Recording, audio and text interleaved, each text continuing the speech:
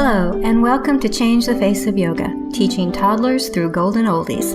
I'm very excited to be talking to lots of yoga teachers who will explain their passion for teaching yoga to students with different ages, physical fitness levels, wellness levels, and different goals. They will explain the benefits of yoga for these students and will be including teacher tips and pose modifications. I am Stephanie Cunningham of Yoga Lightness, and I've been teaching over 50s for 10 years. So this area is my passion and the passion of many other yoga teachers that you will be listening to in this series. Thank you so much for listening, and let's get started.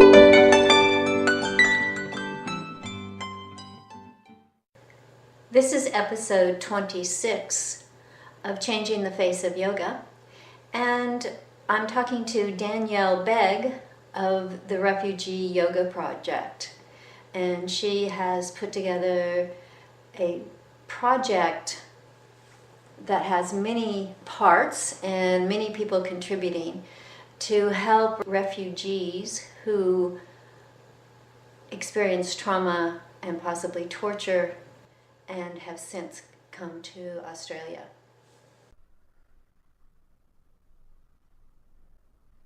Hello, I want to introduce Danielle Begg, who is the co-founder of the Refugee Yoga Project, which is extremely exciting, and we're going to talk about that today. Danielle is the co-founder and CEO of the Refugee Yoga Project, and it offers trauma-sensitive yoga classes to refugees healing from torture and trauma.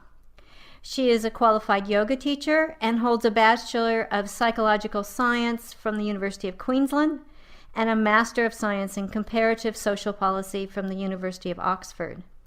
And she recently completed the Harvard Medical School's Global Mental Health Refugee Trauma and Recovery Certificate Program.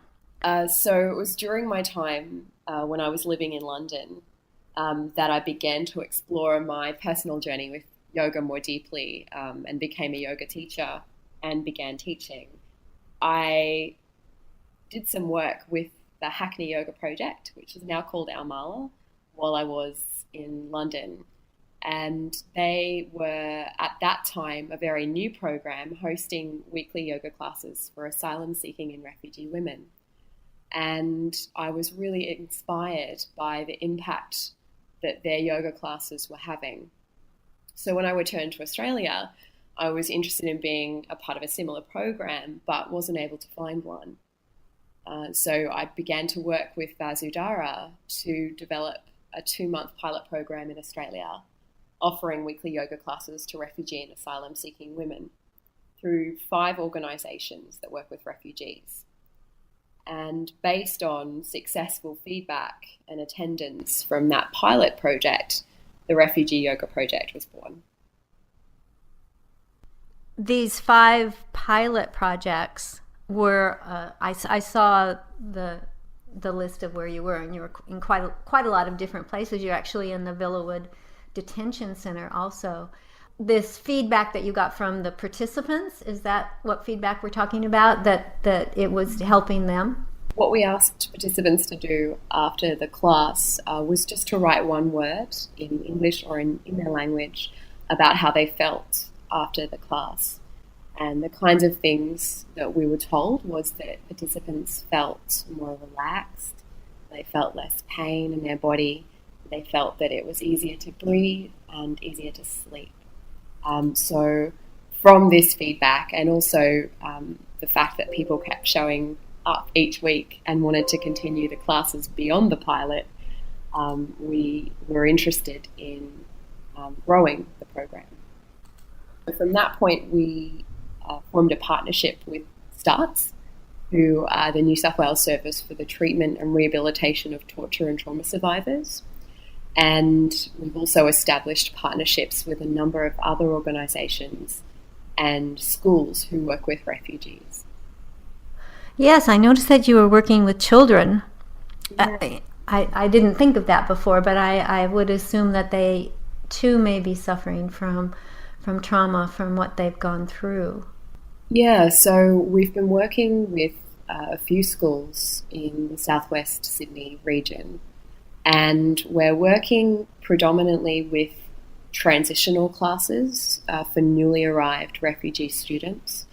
And this is a class where newly arrived refugees from Syria and Iraq arrive at a school, and before they move into mainstream schooling, they're part of a transitional class for as long as they need to be.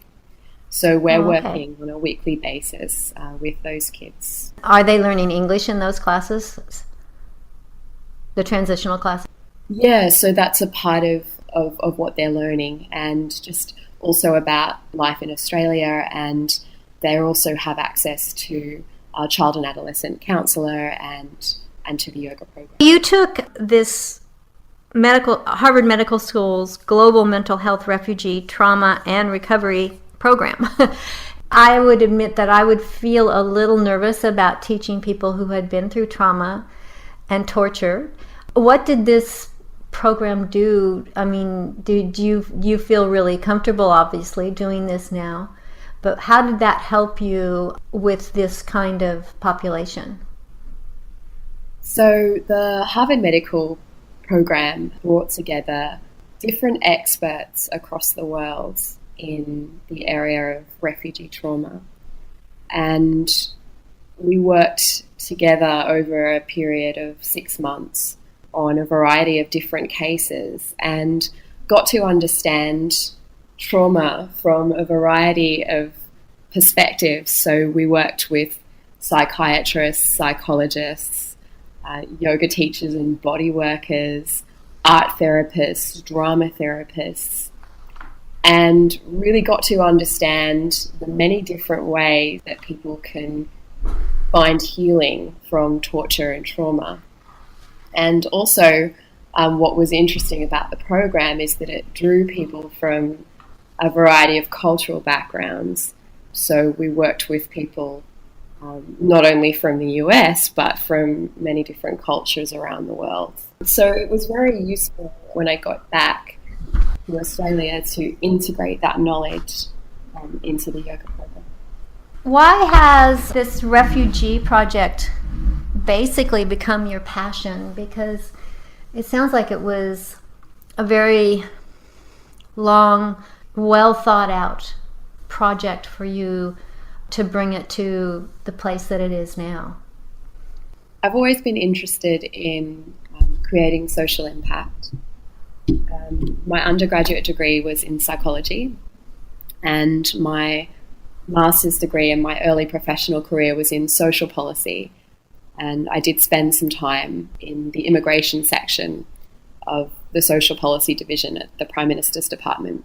I began to explore yoga more deeply while I was studying, and this led to me undertaking my teacher training and becoming a teacher myself.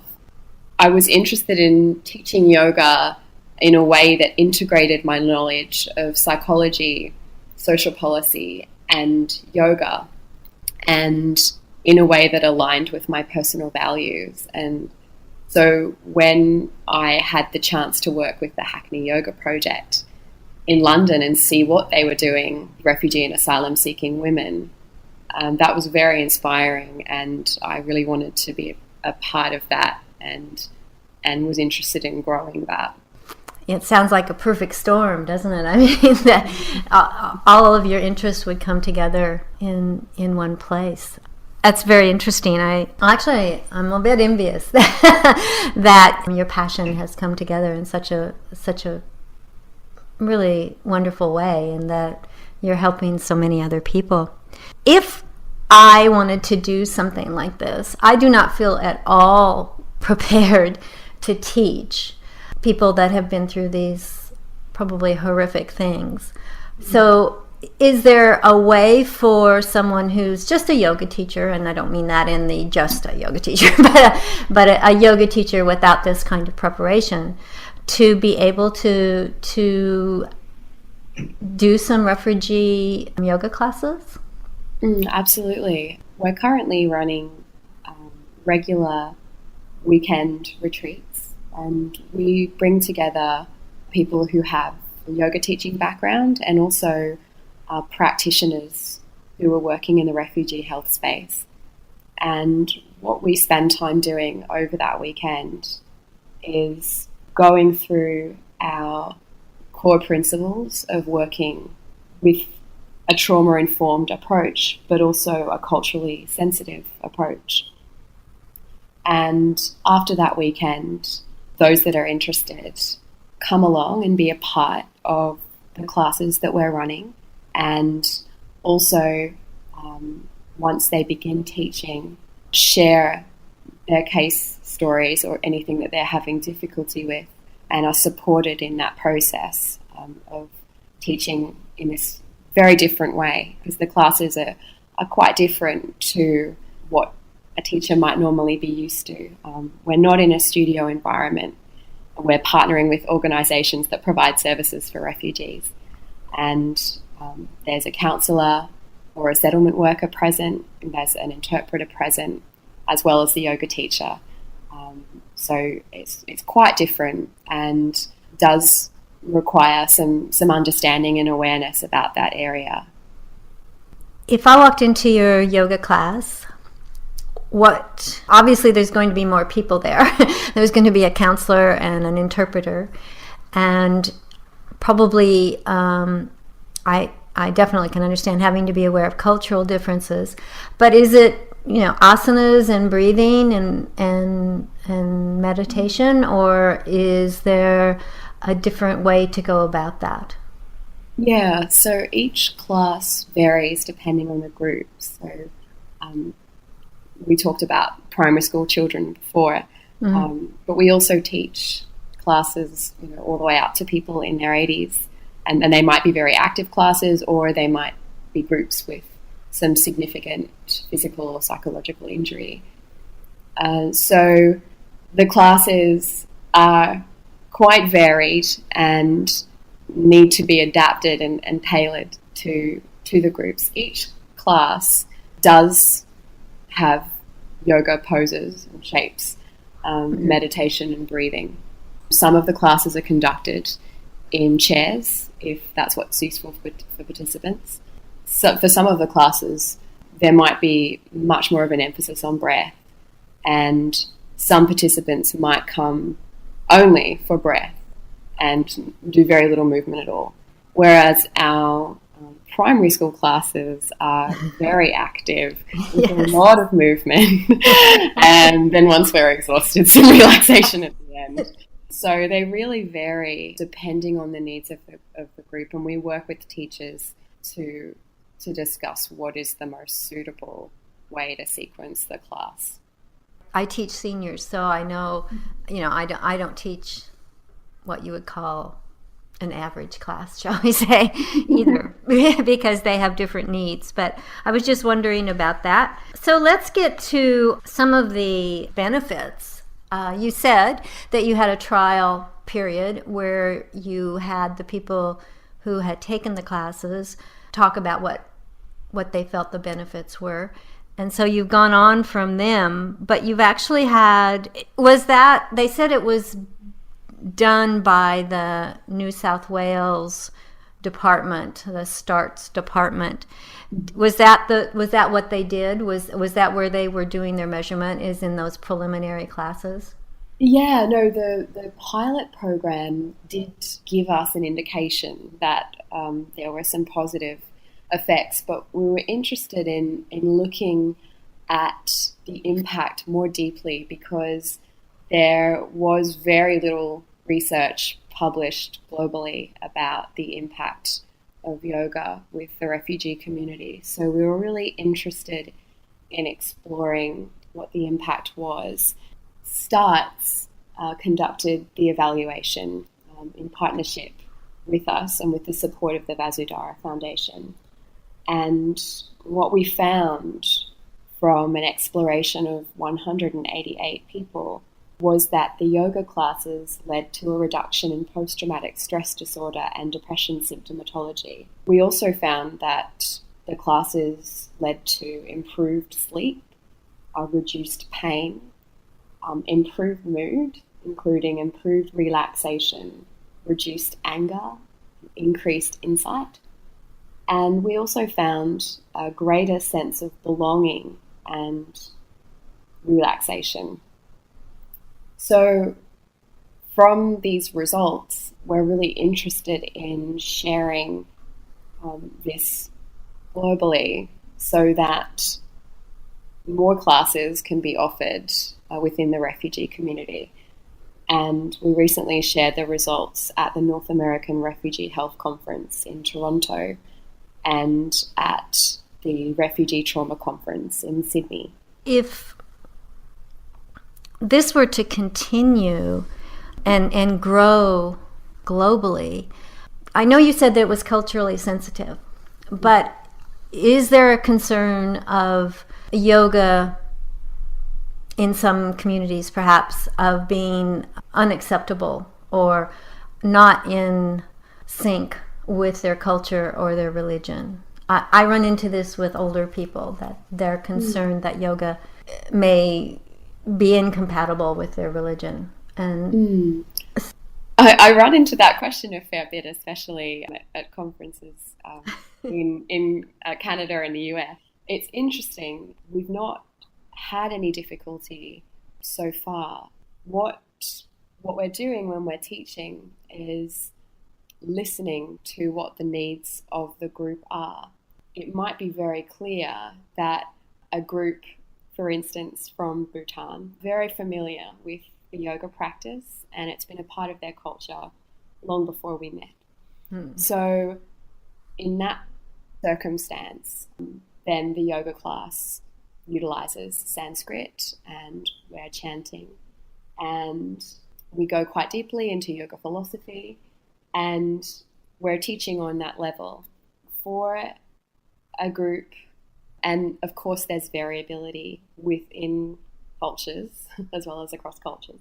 Within, for instance, a group from Iraq, where yoga might be less of a familiar concept, we'll explore what the group are looking for in their practice. We have some groups who are simply looking to move their bodies and to breathe, and so that's what we'll do. And we have other groups from Iraq who are really interested in exploring philosophy and chanting also. We're teaching in a way that is aligned with the groups that we're meeting, and as yet we haven't had any difficulties arise. Excellent. Well, it just shows that you're being really sensitive to what their needs are. And how do you determine that? I mean, obviously, as yoga teachers, we walk in and we understand that we have to modify given the group of people that's in front of us. But I would think that the cultural differences would add an added complexity to that. Is this through the counselor, or is this talking to the individuals that are taking the class? Or how do you decide whether you should be talking about yogic philosophy or whether it's more of a breathing kind of class? Yeah, both. So we'll get some background about the group from the counselor before we meet them so that we can understand where they're coming from. And then when we meet the group, there's a lot of discussion, and not just about what the most appropriate way to teach yoga is, but also about where somebody's at in their physical and psychological health. So in the first few classes, and especially for groups who've never tried yoga before or seen yoga or don't really know anything about it, it's a conversation, and it looks very different to how it might look in a studio. And once there's more trust developed between the teacher and the students, and over time it becomes clearer what the group needs by listening to them. And have you noticed any similarities between teachers who come to you to do this kind of teaching, or is it just individualized, shall we say?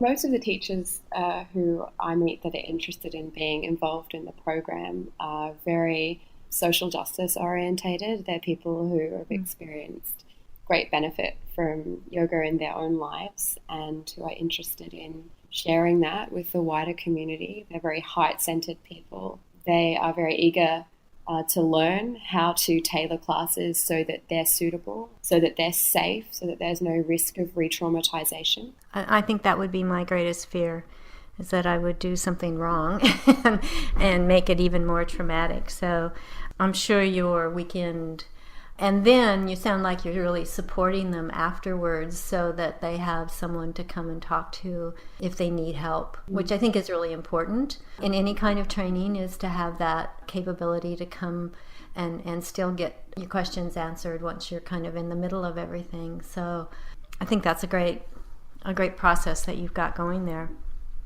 I noticed that you, and I just want to tell people about this because I think this is really great, is that you have free sessions in 6 locations around Sydney, and these are 8-week sessions.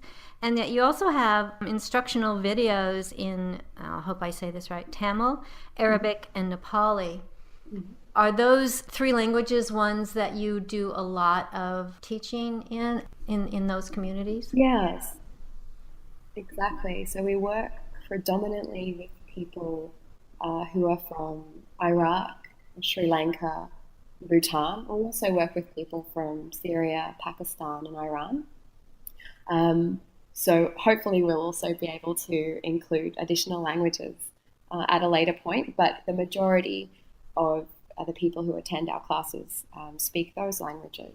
Okay. And we felt that it was really important to be able to offer something beyond the 1 hour a week that we see people, and people were asking us to create a video so that they'd be able to do the practice at home, and also so they could share it with other family members and other friends. So thanks to the support of the Vasudhara Foundation, we were able to create these videos, and the feedback so far has been really helpful because previously people were practicing the yoga classes from their memory. So this is a much more effective way to practice. Yeah. No, that's great. So basically it's a way for them to do a personal practice at home. Exactly. And thanks to Power Living at Neutral Bay, everyone who participates in the classes has access to their own mat if they'd like to take it home and use it. Excellent. Well, it's a community in a way of all these people that have come together to do the different parts that are needed to actually produce these classes. There's the foundation and the New South Wales Starts, and you and now the mat people that are providing the mats. It's really I'm really impressed by your ability to put this whole project together. I'm sure it's extremely, must have a lot of patience to be able to get it all going. So I congratulate you. That's it can't be easy. It really can't. Thank you. As you mentioned, it is a community, and it's been very lucky to meet people who are equally as passionate about having an impact in this space and being involved. Great. I think we're getting close to the end, but what I would like to do is just have you talk about how the students in these classes define the benefits for themselves. I read one, which I thought was very moving, which a woman said that she was very angry, and I can understand that given what she'd been through, and that yoga had really helped her work through that anger, or at least react in a different way than an angry way every time, and that it was really, really good for her, but it was also good for her family and her community because she had really changed the way that she reacted to people. And I thought that was a really profound change, and very self-aware for her to realize and know that. Mm-hmm. So if that's the kind of thing that we're seeing from the classes, I'd really like to tell people about a little bit more about that, because that's really an incredible response. Yeah, so that particular response was from one of the women in our Iraqi women's group, and as as you note, very self-aware and an incredible observation of what's happening emotionally, and then shifting that to have such an impact on her life and her family and her ability to work in English and etc. So we conducted a focus group as part of the evaluation and got to hear lots of descriptions about the benefits from people. And something that was really common was an articulation of how the yoga classes are shifting pain. So many of the people that we work with have pain in their body that hasn't been explained by the doctor, and it's chronic pain. It's been going on for months and months, sometimes years. And I have a quote from one of the women in our Bhutanese groups who she says, the pain hasn't completely disappeared, but it's definitely gotten better. And with the flexibility, we're able to be more active. And this is it's a very simple quote, but it's very typical of most people. And the reason why most people keep coming back is because they haven't been able to find a way to relieve pain elsewhere. And we know that different cultures can manifest symptoms of mental illness in their body in different ways, and some cultures have a higher rate of somatization. So I think that's also another very powerful impact of the program, is to give a sense of relief from physical pain in the body, as well as emotional pain and insight. It's very hard to live with pain all the time. So that's an incredible result. Someone said to me in another podcast, actually, that often trauma stays in the body. Would you think that that is also a reason, is that the trauma is the thing that's causing perhaps some of the pain? And with the yoga working through, then that's why they're feeling better? Or is that too big a jump to make? Yeah, no, we absolutely agree with the perspective that the body remembers what happened. And there's a sense during the yoga class of a connecting to breath and a stimulation of the parasympathetic nervous system. That is obviously allowing people to feel more relaxed and calm. And gradually, perhaps people begin to enjoy sensations in their body or experience a moment of relaxation through this process, as well as a physical opening that's happening through the asana and through a focus on the breath. Danielle, I want to say what I think you're doing just an incredible service here. I think you've done so much for these people who obviously have told you that it's made a very big difference to their lives. And so I want to thank you for coming on the podcast, but also for just doing this, because I think it's really kind of amazing. And I want to allow people to contact you. Danielle's email is at danielle@refugeeyogaproject.com. And she has a website with the same name, www.refugeeyogaproject.com. Danielle did tell you that she does weekend workshops for any of you yoga teachers or yoga therapists out there that would be interested in exploring this idea. And that's on your website somewhere, or you can tell them when these workshops are available, Danielle? That's right. Okay. Thank you so much. I think there's a lot of yoga types of things going on out there in volunteer to help other people that aren't traditional the way we think of it in the West, yoga. But I think this one is really excellent, and I'm really, really happy that you agreed to come on the podcast, and so I can get this out and let other people know about it. So thank you so much, Danielle. Thank you so much, Stephanie. I've really appreciated the opportunity to share some of the information.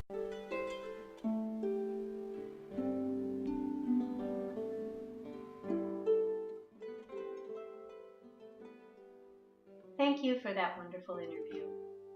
If you would like to be a guest on Changing the Face of Yoga, please go to my website, www.yogalightness.com.au, and under the Changing the Face of Yoga tab, you can complete Be Our Guest form.